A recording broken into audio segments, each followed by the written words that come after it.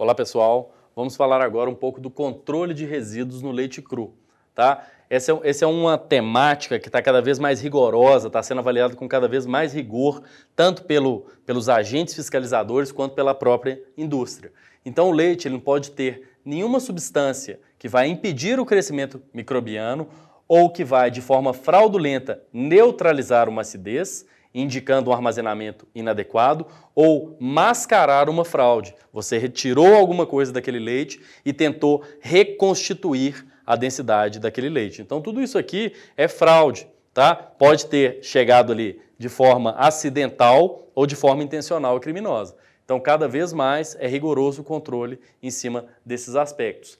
E isso aqui, a cada ano que passa, o Ministério da Agricultura, os órgãos internacionais que legislam sobre isso têm sido bastante criteriosos para que não tenha nenhum resíduo de uso veterinário no leite, tá? E isso é definido anualmente, tá? Esses parâmetros eles são atualizados anualmente. Então, você procure o PNRC do mapa do Ministério da Agricultura do ano vigente para você saber quais são os limites máximos permitidos de cada um dos agentes antimicrobianos, principalmente, mas também antiparasitários. Então, essa lista está cada vez mais extensa. Então, nenhum desses resíduos podem estar presentes acima do limite máximo determinado. E hoje, consta como legislação que consta em legislação que para cada leite recebido, no mínimo, 2 grupos diferentes de antimicrobianos devem ser testados no laticínio. Então existe a amostra oficial do Ministério da Agricultura, que é feita na Rede Brasileira de Qualidade do Leite.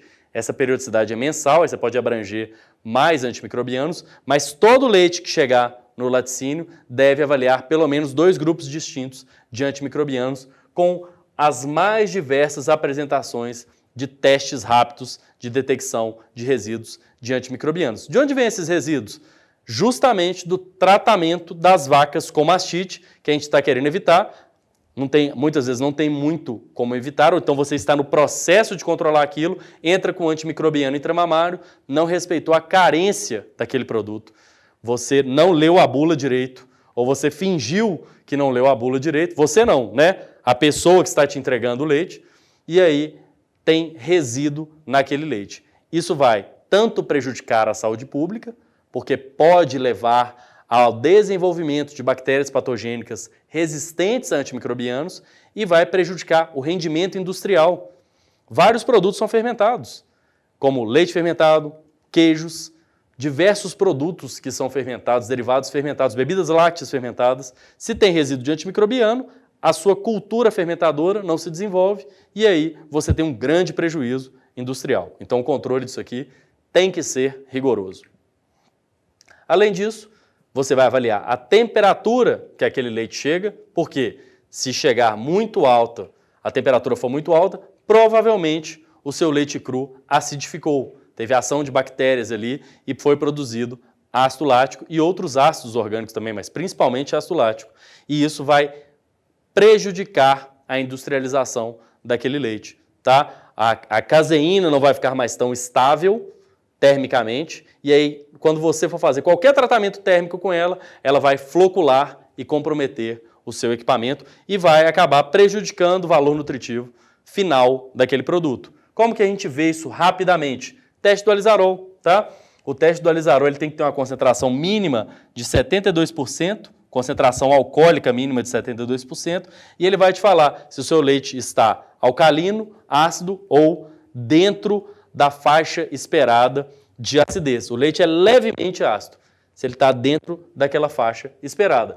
Caso o seu leite, aqui não é leite cru, tá gente? Caso o seu leite tenha sofrido um tratamento térmico, armazenado em um local e chega para o seu laticínio, você tem que avaliar o perfil enzimático desse leite, para ver, né, se você está recebendo um leite cru ali, né, se aquele entreposto está te entregando um leite cru ou se ele está já te entregando um leite beneficiado. Se ele te entrega um leite beneficiado, você não pode beneficiar de novo esse leite.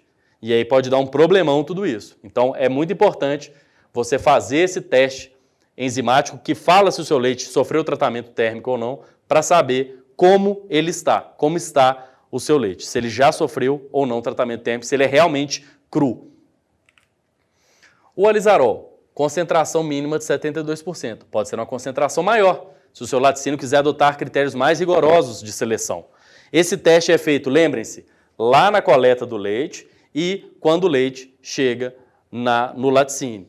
Tá? Quando você faz essa análise, você está vendo por meio da lisarina, por um teste colorimétrico, se ele está ácido, dentro da acidez esperada, ou alcalino, se ele tem menos ácido do que você espera normalmente naquele leite. E você vê a estabilidade térmica do leite. O álcool simula o aquecimento do leite. Então, se o leite fica normal, se ele fica estável, ele está estável termicamente. Se ele forma flocos, grumos, ele não está estável termicamente. O que a gente espera, gente?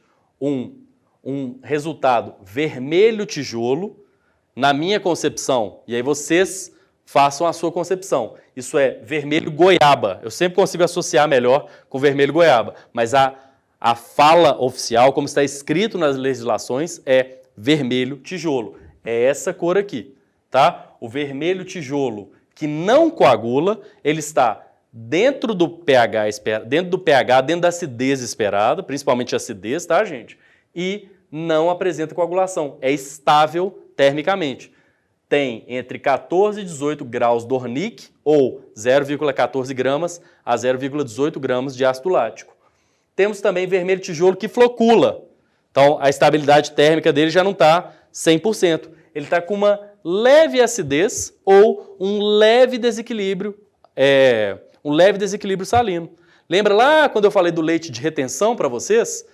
Muitas outras situações podem levar a desequilíbrio salino, como a mastite, como um desbalanço nutricional. Esse desequilíbrio salino tem um efeito negativo sobre a estabilidade térmica das caseínas. Então, já é um leite que não está 100% bom para o beneficiamento. Se está amarelo e flocula, tá? Você tem uma acidez e esse leite não foi armazenado adequadamente. Ele foi armazenado acima da temperatura de refrigeração, ele ficou ácido, a sua proteína não tem estabilidade térmica, não dá para beneficiar esse produto. Algumas vezes você pode pegar a cor amarela sem flocular, ainda não acidificou muito, ou essa acidificação é muito recente, tá? Agora, se é amarelo e flocular, não dá para aceitar aquilo. Mas por que faz então, Léo?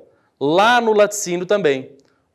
Né? Se a gente já vai fazer, quando a gente pega esse leite lá no produtor, por que eu vou fazer de novo lá na recepção? Primeiro, o caminhoneiro, infelizmente, pode às vezes fazer o teste mais ou menos, né? Por vários motivos. Pode receber um dinheiro do produtor, pode ser amigo do produtor, pode estar com preguiça de fazer o teste. Então você tem que fazer uma contraprova do seu caminhoneiro e você tem que ver se o tempo que você está planejando para aquela rota está adequado. Lembra, não refrigera o leite. Então, se a sua rota está muito demorada, você pode estar permitindo a acidificação desse leite pela sua rota, porque o tanque é isotérmico. Você também pode observar o resultado violeta, tá? O violeta com grumos, você tem um leite alcalino, tá? E esse leite alcalino que forma grumos, ele é um leite oriundo de vacas com mastite. Por quê? Desequilíbrio salino. Tá? Você vai ter mais sais alcalinos presentes, menos caseína, que está relacionado positivamente com a acidez, e aí esse leite fica alcalino e instável. Péssimo. Tá? Tem que ser feito o melhor manejo da condição de mastite naquele rebanho. Agora, o pior de todos, né, talvez o mais grave, seja o violeta sem grumos. Tá? Esse leite aqui, muito provavelmente, ele foi corrigida a acidez nele. Você não, o produtor, né, quem entregou aquele leite, de forma fraudulenta, adicionou um reconstituinte da acidez, um neutralizante da acidez ali, e aí esse leite ficou alcalino, mas está estável termicamente. Alguma coisa tem de errado com esse leite. Peroxidase e fosfatase alcalina, tá? Quando o leite está pasteurizado, a fosfatase alcalina vai embora e a peroxidase se mantém. Então, no leite cru, eu espero que todas as enzimas estejam íntegras, porque elas só vão desaparecer se eu fizer algum tratamento térmico. Então, se você vai verificar o perfil enzimático de um leite cru, todas as enzimas têm que estar presentes. Você busca, então, a conjunção de resultados azul no teste oficial para fosfatase alcalina e um anel salmão, né, no menisco superior do leite para peroxidase, lactoperoxidase.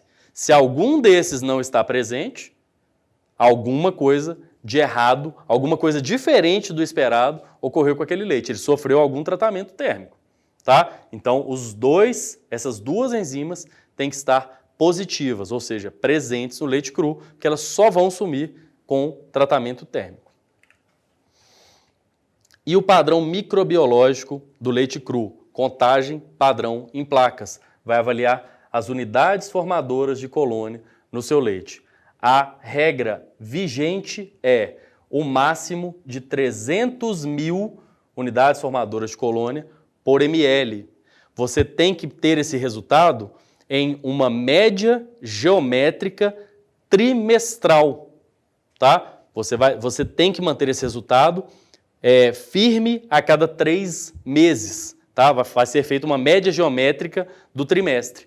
Se você está fora, você pode ter que parar de entregar o leite para aquele laticínio até que você consiga voltar a um padrão adequado. Vou explicar como é que funciona essa média geométrica, tá? Você tem resultados de 3 meses. Aqui eu coloquei um exemplo em um mês que foi feito 2 medições da contagem padrão em placa. O que você faz quando você tem mais de uma medição? Você faz uma média geométrica daquele mês. O que é média geométrica? Você multiplica um resultado pelo outro e encontra a raiz quadrada, ou a raiz cúbica, se foram 3, ou a raiz à quarta, se foram 4 resultados.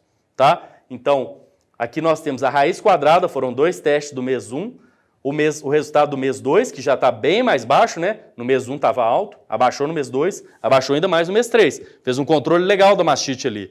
A média geométrica, então, eu multipliquei mês 1, mês 2, mês 3 e fiz a raiz cúbica desse resultado. Qualquer calculadora você consegue fazer isso, gente. Eu encontrei o resultado de 291.000. Meu laticínio está ok. A minha média geométrica trimestral está ok. E aí, cada novo mês você tem uma nova média geométrica trimestral. Tá? Você tem que ter 3 meses entregando para ter a primeira e depois você vai sendo avaliado. Então, se você apresenta, você tem que ter 3 médias dentro, né, 3 médias negativas consecutivas para você não poder entregar mais para um laticínio. Se você tem 2 e 1 ok, aí você se salva, tá? Mas tem que tomar bastante cuidado com essa questão e sempre que tiver um resultado alto, você ir no produtor e tentar abaixar o valor para o mês seguinte para que ele não entre nesse ciclo e acabe sendo eliminado ou rejeitado do laticínio porque ele apresentou 3 médias trimestrais consecutivas, 3 médias geométricas trimestrais consecutivas com valores inadequados, tá? Vou dar um exemplo de um inadequado, tá? Mesma coisa, mesma situação inicial, mas ele não conseguiu abaixar tanto o CPP dele. Então, a média geométrica trimestral, mesma regra, tá, gente? Ficou acima de 300.000.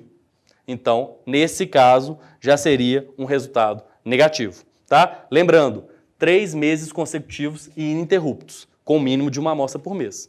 Então, você fez 3 meses consecutivos e ininterruptos, a média geométrica trimestral deu errado, não ficou legal, tá? O laticínio pode eliminar a coleta do seu leite até que você se reestabeleça. E onde são feitas essas análises? Pela Rede Brasileira de Qualidade do Leite. O equipamento é muito caro, exige uma padronização, é raríssimo, para não dizer que não tem isso dentro de um laticínio. Tá? Vocês vão fornecer essas amostras para a Rede Brasileira de Qualidade do Leite, né? Esse aqui não tem padrão, não tem conservante, então ele é feito para as análises de resíduos de antimicrobianos, a tampinha incolor normalmente. O vermelho tem o conservante Bronopol, para análise de célula somática e de composição, e o azul, normalmente indicado com a tampinha azul, tem o conservante azidiol, que é justamente para fazer esse teste que a gente acabou de falar da contagem padrão em placas. Cada conservante para cada tipo de análise e o sem conservante para análise de resíduos de antimicrobianos, né? Você não precisa de um conservante para isso. Então, esses laboratórios da Rede Brasileira de Qualidade do Leite, eles são testados, auditados frequentemente, têm íntima relação com o Ministério da Agricultura e são laboratórios que têm a calibração testada e aferida constantemente. Tá? São laboratórios que têm o mais alto padrão de qualidade. Por isso que eles são usados como referência para esses testes, que são tão importantes e servem de guia para manter ou tirar um produtor do grupo de produtores que entregam para aquele laticínio e para bonificar ou penalizar algum produtor também, porque ele está muito bem ou não está se enquadrando dentro dos limites mínimos ou máximos, dependendo do que você está avaliando, exigidos para a qualidade do leite. Vamos para o na prática então, gente? Suponha que uma operação policial constate fraude por adição de água e amido de milho no leite cru em caminhões isotérmicos que abasteçam o laticínio que você é o responsável técnico pelo setor de controle de qualidade. Diante da revelação da fraude, você decide retestar as análises físico-químicas das amostras, né, que chegou daquele caminhão. Qual seria o teste de escolha, né, dentro daqueles testes de rotina que a gente discutiu, para confirmar essa fraude? E, ao contrário, qual seria o teste de rotina que provavelmente não te ajudaria na confirmação desse tipo de fraude? Desafio interessante, né, gente? Pensa um pouco aí, pausa o vídeo, daqui a pouco eu venho com a resposta para vocês.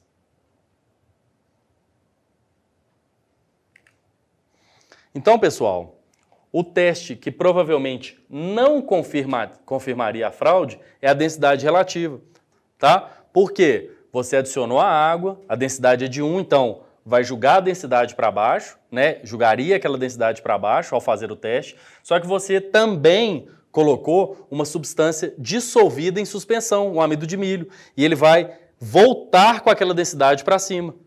Então, igual eu já frisei com vocês, a densidade, ele é um teste interessante, ele é um bom teste indicativo de fraude, mas muitas vezes ele não vai te dar, né, a definição de que ocorreu uma fraude. Porque se a fraude foi bem feita, como é o caso aqui, ele teve água e teve um soluto adicionado, alguma coisa que ficou em suspensão ali. Então ele devolveu essa densidade para cima, ficando com um resultado aparentemente normal. Mas você teve duas fraudes, a água e um reconstituinte da densidade adicionado. Mas, quando você faz o teste de crioscopia, você detecta que foi adicionado água. Você não mexeu tanto assim com o soluto, tá? O amido de milho, popularmente conhecido como maisena, ele é uma suspensão. Então ele não interfere tanto como se você tivesse adicionado um soluto verdadeiro ali. E como você adicionou água, você não, né? Quem está fazendo essa ação fraudulenta adicionou água, o ponto de congelamento vai aproximar-se mais de zero e esse amido de milho em suspensão, ele não vai puxar o ponto de congelamento compensatoriamente para baixo. Então o teste de crioscopia vai ser muito interessante para detectar essa dupla fraude, né? Essa fraude complexa que foi feita no leite que chegou ao seu laticínio. Vamos para mais um na prática, gente? Você é o RT de um laticínio e se depara com a seguinte situação. A amostra coletada do primeiro compartimento do caminhão isotérmico apresentou um teor de menos 510 graus Hortwert, tá? Tá com essa temperatura, né, esse ponto de congelamento indicado no teste de crioscopia. Qual a sua conduta diante dessa situação? Lembra aí que a gente discutiu, lembra aí os parâmetros que estão certos, que estão errados, e baseado nisso, o que você faria quando você encontrasse? Não é o que você está vendo, não, tá? Pensa também o que você faria quando você encontrasse esse resultado. Pausa o vídeo, pensa na resposta, que já eu volto com a solução para vocês. Então, gente, como esse leite teve uma adição de água, essa adição de água não é permitida, e você já não tem mais segurança alimentar com aquele leite, né? Você já não sabe mais o que aconteceu, você perdeu o controle de qualidade com aquele leite, você não vai poder destinar ele ao consumo humano. Mas você pode ou destiná-lo para alimentação animal, tá? Claro que você vai fazer outros testes, pode ter algumas outras coisas ali que nem para alimentação animal ele vai servir. Ou você pode separar e aproveitar o que tem de mais caro naquele leite, que é a caseína. Você separa a caseína, tira o resto do leite, separa a caseína e faz a caseína industrial, que tem diversas aplicações industriais. Claro, vai ser um produto menos nobre do que o leite, mas você não precisa, como só foi adicionado água, pelo menos até esse ponto que a gente sabe, você não precisa descartar totalmente aquele leite, considerando que todas as outras análises deram ok. Pessoal, o que vocês acharam dessa aula? Avalie a aula pra gente, fala o que vocês acharam, nos deem o seu feedback. É isso aí, nos vemos no próximo encontro.